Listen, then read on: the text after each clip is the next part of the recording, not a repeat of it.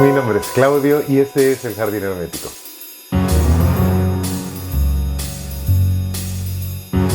Hoy vengo a hablarte de un personaje muy especial, muy diferente, porque con cada decisión que toma, con cada cosa que dice, con cada acto que hace, parece que de alguna manera se está burlando de las personas que creen en la moral y en la ética. Un personaje ambiguo, encantador, peligrosísimo y también absolutamente inolvidable. Me refiero ni más ni menos que a Tom Ripley. La creación maravillosa y un poco perturbadora de Patricia Highsmith, que no es un villano al uso, tampoco es un psicópata al uso, es un personaje bastante particular. Entre sus silencios, lo cínico que es, resulta tal vez más inquietante que un personaje monstruoso, porque el monstruo está disfrazado de una cara de niño bueno. Vamos a revisar 3 novelas de la saga de Mr. Ripley y vamos a ver qué opinión tengo de ellas y si este señor merece la pena ser catalogado de uno de los hombres más peligrosos de la literatura. Acompáñenme. Hablemos un poco de Patricia Highsmith, que de alguna manera también me parece un personaje muy complicado, tanto como los personajes de sus novelas. María Patricia Playman nace en Texas en 1921. Sus padres se divorciaron antes de su nacimiento y los 3 primeros años de vida los pasó con su abuela materna en Texas. Su madre se vuelve a casar con Stanley Highsmith, del que después Patricia toma su apellido. En 1927, Patricia Highsmith se muda con su madre y su padrastro a Nueva York.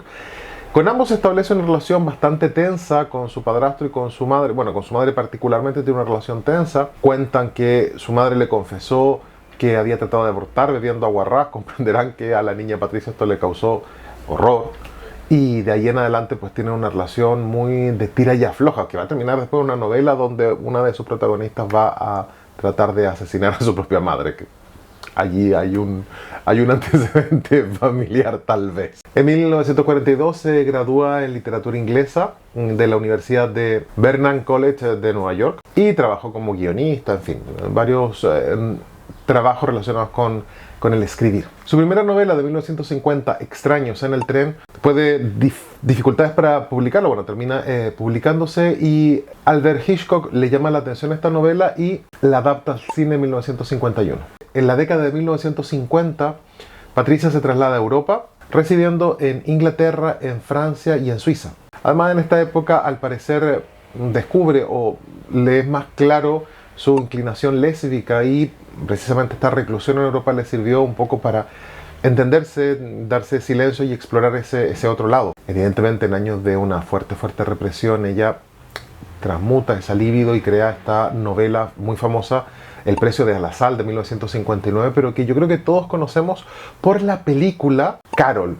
La novela fue editada también ya con el nombre de Patricia Highsmith y con el título de Carol en 1990. Highsmith fue una autora prolífera. Al parecer tenía un carácter bien difícil, no le gustaba estar rodeada de personas, era un poco misántropa, prefería a sus gatos, criaba caracoles como mascota y tiene una relación compleja con el alcohol, tiene un poco de dipsomanía y esto la vuelve más arisca y más complicada y las relaciones de pareja que logra establecer tampoco duran mucho en el tiempo. A Highsmith se la ha catalogado de una escritora complicada, pero bueno, yo creo que tiene una historia de vida también complicada en una época donde la mayoría de sus pulsiones no son apoyadas, por decirlo así. Y también siento que es una autora que presenta novelas que la mayoría del tiempo han sido catalogadas de suspense, pero son de alguna manera pequeños retratos de una psiquis complicada. Por ejemplo, Carol, se ha leído la novela, han visto la película y por supuesto Mr. Ripley tienen una... No es fácil saber si son buenos o malos. No es fácil saber si son personajes éticos o antiéticos. No es fácil no es fácil distinguir el límite entre el bien y el mal en las novelas de la autora. Hablemos de nuestro queridísimo Tom Ripley, de Mr. Ripley. Las novelas sobre Ripley son 5. Las escribe Highsmith durante 35 años, desde 1955 a 1991. Les voy a leer los títulos porque algunos cambian dependiendo de la traducción. El talento de Mr. Ripley, que sale en 1955, que también se llamó A pleno sol. La máscara de Ripley o Ripley bajo la tierra, en inglés Ripley Underground, que sale en 1970. El juego de Ripley o El amigo americano, de 1974. Tras los pasos de Mr. Ripley o El muchacho que siguió a Ripley, de 1980. Y la última, del 91, Ripley en peligro o Ripley Underwater. Todas estas novelas van a tener como personaje protagónico a nuestro entrañable pero complicado señor Ripley. Yo he leído solo las 3 primeras. Me he cansado un poquito de Ripley, voy a dejar las últimas 2 reposar, voy a ver si las retomo cuando pase el verano. Aquí estamos en mayo, pues tal vez para septiembre, octubre vuelva a retomar a Ripley. No quiero que me pase un poco como con Ana de las Tejas Verdes, que ustedes saben que también acá pueden encontrar en la lista de reproducción todos los libros de Ana. Leí todo lo que encontré en español, por lo menos lo que está en Toro Mítico, y no quiero también hacer lo mismo con Ripley porque si no me voy a empezar a obsesionar, que yo ya rápidamente caigo en mis obsesiones literarias. Quiero dejar reposar estas 3 novelas, me han parecido muy bien las 3 primeras. Me gustó mucho la primera, El talento de Mr. Ripley, y la tercera, El amigo americano. La segunda me pareció un poco inverosímil, ya les contaré por qué. Está muy bien, pero creo que se desdibuja un poco el personaje. Debo confesar que no soy muy del género de novela negra, novela de suspenso o novela policíaca. No son dentro de mis lecturas predilectas, ¿no? Bien saben los que siguen este canal que tiendo más a la literatura de terror directamente, a la literatura gótica, pero la novela policíaca no es de lo que yo más conozca. Entonces también voy a parar porque ya estoy un poco al límite de intrigas policíacas, pero están muy bien estas novelas, ¿eh? Están muy bien, como las películas también están muy bien, que ya conversaremos de eso. Hablemos de la primera, del talento de Mr. Ripley, de 1955. Aquí nos vamos a encontrar por primera vez a Ripley, que es un joven neoyorquino, humilde, que de alguna manera tiene la inteligencia suficiente para buscarse camino en la sociedad que a él le interesa. Por un hecho absolutamente aleatorio, él está tomando algo en una cafetería. Bueno, la cosa es que llega un señor y le propone un trato, lo reconoce y le propone un trato. Le pide ir a ver a su hijo Dicky, que está en Italia.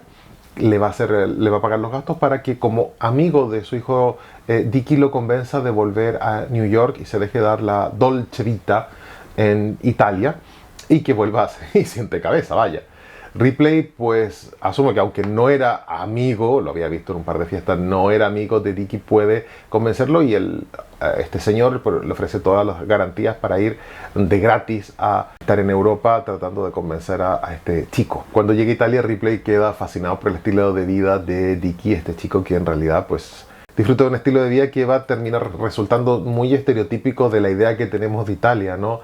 Playa, mar, toma el sol pues todo el tiempo, se va con su yate a dar vueltas por allí, tiene una chica guapísima que también es artista, todo es como muy laxo, muy de largas comidas, de beber Chianti, mirando el mar, no sé, todo ese tipo de idea de ese Mediterráneo soñado, donde el señor que tiene dinero, que es Dicky, va a ver cómo este señor llega, que en principio sabe que lo manda a su padre, pero que a medida que van pasando los días y las semanas también se va haciendo amigo y entra en el mundo de este millonario.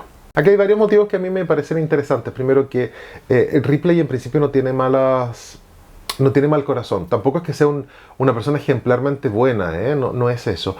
Pero en principio él va a ir a hacer lo que le han pedido, que va a ir a convencer a este chaval porque le da, bueno, pena. El papá tiene una industria metalúrgica de acero y, bueno, alguien tiene que ponerse allí a la cabeza. La madre de este chico está enferma, él le parece mal que el hijo esté viviendo una vida pues así de relajada en Italia y que no se haga cargo de los negocios familiares y que ignore un poco su familia, sus orígenes. Entonces él va con la idea de, lo voy a convencer y si no, pues ya me quedo en Europa. Si total, en New York tampoco es que tenga una vida por todo lo alto, ni mucho menos, y yo aspiro a tener una vida mejor. También me parece interesante el homoerotismo que tiene Ripley. Hay un homoerotismo que está muy velado, pero que es muy claro. Hay claves que son muy interesantes. Si tiene novia, Ripley y tal, pero hay una bisexualidad, hay una atracción hacia los hombres que también te va quedando claro en cómo establece relaciones con las mujeres, qué comentarios misóginos se permite sobre algunos personajes femeninos y la idealización que tiene sobre algunos de estos personajes masculinos que le llaman la atención por distintos motivos. No quiero hacer spoilers de la novela, pero aquí evidentemente va a haber un crimen y Ripley va a estar implicado. Y lo bonito de esta situación es que Ripley resulta absolutamente amoral. Se preocupa pero no se preocupa por las consecuencias éticas, sino por lo que le puede pasar a él. No es que le preocupe particularmente, oh Dios mío, he cometido un acto que es reprobable, sino simplemente es, oh Dios mío, me pueden pillar. Él vive en toda la novela, desde el inicio de la novela hasta el final de la novela, tiene ese miedo en el cuerpo de me van a pillar, que estoy haciendo algo mal, que no corresponde que esté aquí por mi nivel económico, no corresponde que viva la vida que tengo, Él siempre ha sido un outsider, ha sido una persona que está viviendo en la sociedad, pero en realidad sus orígenes, su mundo está fuera de esos márgenes sociales que a él le interesan. Entonces, siempre tiene ese miedo que lo van a pillar y además tiene ese talento, ¿no? Ese talento que es capaz de transformarse en las personas que a él le interesan. Es un muy buen imitador y esto le va a traer, claro, la posibilidad de entrar en esta sociedad porque aprende rápidamente. Con dos cosas es capaz de mimetizarse con la gente acomodada, pero también, si es necesario, es capaz de mimetizarse de ciertos personajes que a él le van a parecer interesantes. Es una novela entretenidísima que me ha gustado mucho. La novela me pareció brillante Ripley, me pareció francamente brillante. Y al final, las últimas páginas, no quería terminar de leerlo porque me parecía fascinante a ver cómo salía de este embrollo. Y también terminé con esa sensación de, hombre, estoy apoyando al malo, el malo que ha hecho cosas malas. Pero tampoco me queda claro qué tan malo es. No sé, es una sensación también muy ambigua como lector porque apoyas de alguna manera las oscuras maquinaciones de Ripley porque claro, lo acompañas y ves todo desde esa focalización, desde esa perspectiva, pero sabes que lo que me hace está todo mal, es todo terrible. No sé, es una sensación ambigua cuando lo lees y me gustó muchísimo. Los invito a leerla y después ver las adaptaciones o hacerlo al revés como ustedes quieran, pero si les molestan los spoilers ya saben, no vean porque es una obra de suspenso, entonces no vean las películas. Yo no tengo ningún problema con los spoilers, me gusta saber incluso para ver cómo me miente el escritor, pero está muy bien. Hablemos de la segunda novela, La Máscara de Ripley, de 1970 o Ripley Underground. Nos volvemos a topar con nuestro querido Ripley, pero ahora con una situación diferente. Ripley está casado, es un señor de 20 y muchos que vive en Francia, vive en una pequeña casa francesa rural de todo gusto. Es elegante con una señora divina francesa que también es absolutamente fatua, también debo decirlo, muy del gusto de Ripley. O sea, quería alguien que tuviera una situación económica donde él pudiese mantener ese standing de vida de no hacer nada. Él se ocupa de pintar unos cuadros que él sabe que son malos, lo tiene muy claro, y cuidar el huerto y el jardín, no hace nada más. El señor es exactamente igual, está por allí de viaje. La novela comienza cuando la esposa está de viaje en Grecia, ya va a volver, se tira 2 meses en Grecia con unos amigos y él está encantado de la vida. Porque también en esta novela y en la tercera está ese subtexto de bisexualidad extraño. Ripley tiene unas pulsiones raras con los hombres y las mujeres. Es un señor torturado en todos los aspectos, independiente de esa pulsión homosexual. Él tampoco es que las termine de concretar. Hay una especie de pulsión de deseo, no sabemos si por imitar, por parecerse o por ser esos personajes masculinos que le interesan. A las mujeres las aprecian tanto belleza como objeto bello, pero no, al parecer no si rascan mucho. Y claro, la esposa que se fue a encontrar también es una señora bastante livianita, por decirlo así, no tiene mucha enjundia. Entonces pues a él le entretiene, le parece graciosa, mona, pues mira, va de viaje, vuelve, no le molesta mucho, eso también es importante. Y él ya en esta segunda novela tiene esta vida acomodada, viene de una familia, pues esta chica donde tiene pues todos los meses una entrada de dinero, pero Ripley también tiene su propio dinero. Él vive también de sus propias rentas, que no les puedo decir cómo, pero en la primera novela termina con cierta cantidad de dinero, pero también le gusta meterse en problemas, entonces se mete en un negocio, y es allí donde me parece un poco rocambolesco todo, porque es un negocio de una galería de arte, donde están ocupando a un pintor que no les puedo contar qué ocurre con ese pintor, pero es un pintor que es un poco excéntrico en teoría. Y digo en teoría, y ahí ya tendrían que empezar a atar cabos, pero en teoría vive en México, pinta cuadros, los manda para que esta galería los venda. Y hay todo un entramado de tráfico de obras de arte muy interesante, y lo que implica el nombre de este artista, la academia de arte que tienen con el nombre de este artista, los elementos que venden para crear arte, ¿no? Lápices, bolis, folios, con el nombre de este artista, y Ripley tiene allí una participación en la creación del negocio y en la sustentación del negocio. Y lo que me parece un poco, no sé, no lo terminé de creer, o me parece muy inverosímil, es que Ripley, utilizando su famoso talento, va a imitar a un personaje que, insisto, por razones de la lógica de la novela, si les cuento les quemo la novela, pero me parece muy poco verosímil que se vista, se disfrace, parta de viaje, lo entreviste en la prensa, porque estaremos en los 60, 70 según la narración. Pero hombre, las cámaras de fotografía se sacan igual fotografía y nadie lo distingue, nadie hace 2 más 2. No sé, la policía tampoco. Ahora, ¿es entretenida? Muchísimo. Alucina como Ripley sube, baja de aviones, trenes, se mueve, es capaz de engañar a todo el mundo, mantiene una relación ambigua con todo el mundo, también. ¿Me gustó menos que la primera? También. ¿Lo recomiendo? Sí. Yo la recomiendo, me parece una novela entretenida. Si te gustan este tipo de personajes ambiguos, yo creo que vale mucho la pena. Aunque, ya les digo, esta parte que me resulta inverosímil, se la puedo perdonar en relación con la creación de todas las novelas de Ripley. Ojo, más que esta parte inverosímil, lo que más tal vez me hizo ruido es que Ripley no tiene esa frescura de la novela anterior. Ripley es menos fresco, menos... No sé si menos creíble, porque no va por ahí la inverosimilitud, va con esta imitación.